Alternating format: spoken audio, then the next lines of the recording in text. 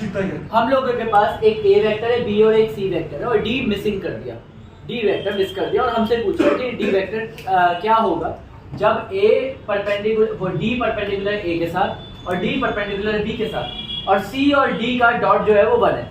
हमें पता है perpendicular equal to 0, dot product चाहिए इसमें। तो हम सबसे पहले लेट कर लेंगे। तो मैं क्वेश्चन को यहाँ पे कर रहा हूँ। लेट डी वेक्टर को ले लिया मैंने एक्स आई, एबीसी लेना है या एक्स वाई जेड जो तुम्हारी मर्जी है वो ले सकते हो, जेड के, ये लेट कर लिया और आपने ए को डॉट किया किसके साथ, डी के साथ। अच्छी बात यह है कि ए बी सी में कुछ ना कुछ एक गायब कर रखा है ताकि दो वेरिएबल की इक्वेशन में। आई के साथ 1 है, 1 को एक्स से किया प्लस जे यहाँ पे -1 है, -1 को y के साथ किया, फिर z है ही नहीं वहां पे 0 है तो इसको हटा दिया, इक्वल टू क्या आ गया 0। तो हमने देखा x - y equal to 0, equation number 1 पहला हो गया।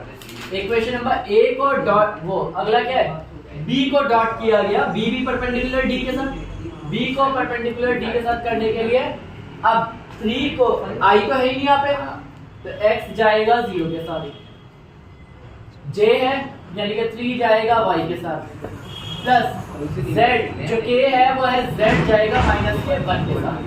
सॉल्व करोगे तो 3y माइनस का z इक्वल टू 0।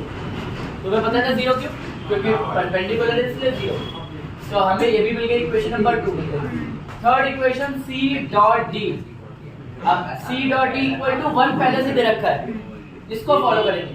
c हमारे पास है 7i यानी कि 7 जाएगा x के साथ, y j है नहीं तो यानी कि y जाएगा 0 के साथ और z जो जाएगा वो -1 के साथ डॉट होगा इक्वल टू 1।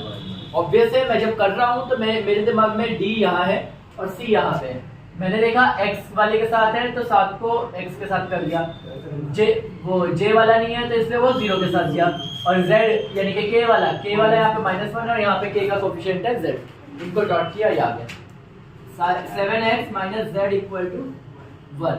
अब हमारे पास ये अलग अलग इक्वेशंस हैं, इन 3 इक्वेशन को सॉल्व कैसे करेंगे ये वाला पैटर्न है, अभी देखते हैं। मैं वो भी बता रहा हूँ, वो भी बता रहा हूँ, रुक जाओ। इसको सॉल्व करने के लिए इसको इसमें से घटा दूंगा तो x और y की इक्वेशन मिलेगी। इक्वेशन नंबर सेकंड ये है, इक्वेशन नंबर थर्ड ये।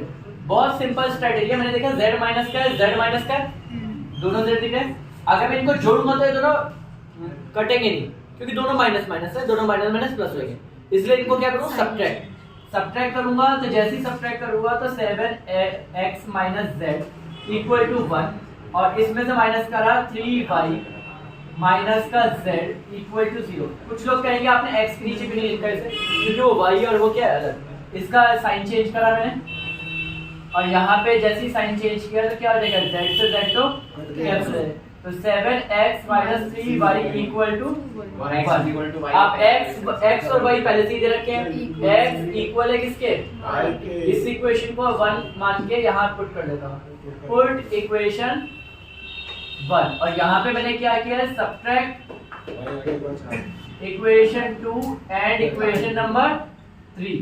जैसे ही मैंने सब्ट्रैक्ट करके ये मिला तो मैंने पुट किया x की वैल्यू y में तो 7x की जगह y डाल दिया, यहाँ 3y है इक्वल टू 1, 7 में से 3 किया तो कितना है 4y, y की वैल्यू तो y इक्वल टू 1/4 हमारा आ गया और x की वैल्यू भी 1/4 और z की वैल्यू यहाँ कहीं से निकाल लेते हैं 7x - z इक्वल टू 1।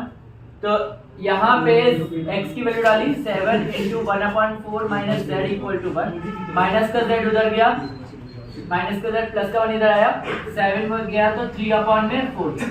अब यहाँ पे इसको d वेक्टर लिखा, d वेक्टर लिखने के लिए xi + yj + zk, तो यहाँ पे आ गया 1/4i + 1/4j और +3/4k।